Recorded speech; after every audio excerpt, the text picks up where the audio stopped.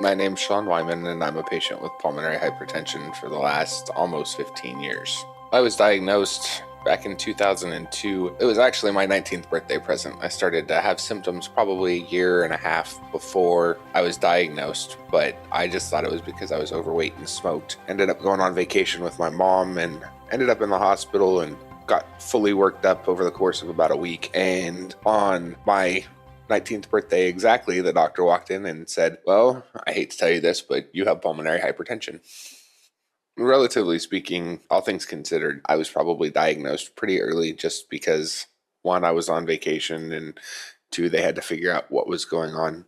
And prior to that, I hadn't gone to the hospital for shortness of breath or anything because I was young, dumb, and thought I knew what was the reason for my shortness of breath. Prior to that, yeah, I had never heard of pulmonary hypertension, and at the time there were only two medications on the market. One was an IV medication, the other one was a brand new oral medication, and the only thing with any long-term data was the IV medication that was out there, so I ended up going on that one. The prognosis was I didn't really have much of a choice.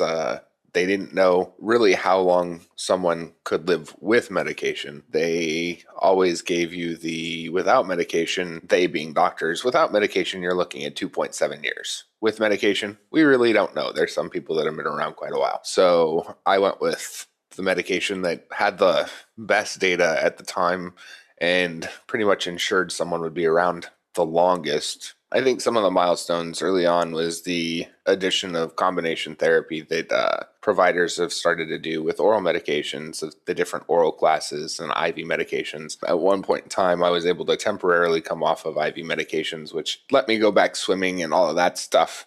I'm looking forward to some of the other things like implantable pumps so that I can have a somewhat normal-ish life. When I was initially diagnosed, I was diagnosed out of state. I was on vacation, like I had previously said. I came back to California, and immediately my doctors out here wanted to work me up for transplant. So I went to UCSD. I was worked up for transplant there. That was back when the transplant list was how long have you been on the list? And after about 3 years, that's when UNOS had changed their allocation of lungs to priority, who's the sickest person. And the doctor came in and said, if we were to call you tonight, would you say, yeah, I'll be down for lungs? And I said, yeah, probably not. I feel pretty good. And he said, what about in a month? I said, I don't know how I'll feel in a month, but probably not, because I think I'll still feel pretty good. He said, well, UNOS has changed everything, so we now can shift you to probably inactive and just take you off the list altogether because you're quote unquote healthy enough. And if something happens, we can get you activated back on the list almost immediately. So that was pretty awesome. A couple years ago, I was having problems with one of my IV medications, wasn't doing very well on it, and started to get worked up for transplant again, made some changes in the IV medication, and all of a sudden, life was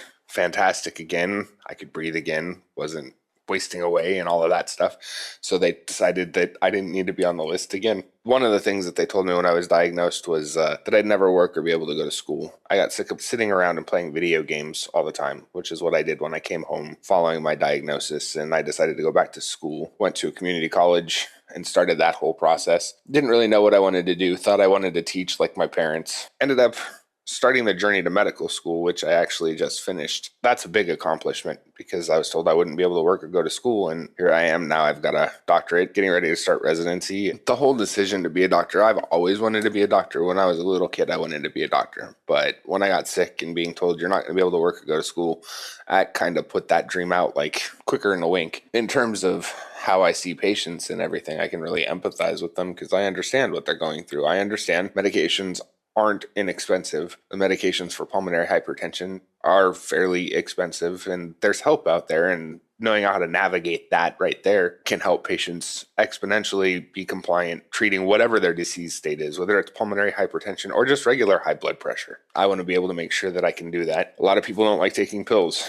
I take pills multiple times a day, figuring out, what's the best way to do it, what's the best way to monitor it, those types of things I can empathize with, and I'm not afraid to share it with my patients, and they tend to end up with a real connection with me just because I understand what they're going through, because I'm going through a similar thing with a chronic disease as well. I think the biggest thing to tell people is just to try and stay as positive as possible and keep all their doors open. Don't close them. If you close them, then you might potentially regret it. And that was, I think, my biggest thing is I don't want to regret anything. If I wouldn't have made it through medical school, it sucks, but I ended up doing it because I just stayed the course. I made sure to use whatever resources were out there. Colleges and universities always have programs in place to accommodate individuals that have any kind of condition, whether it be a learning disability or a physical disability.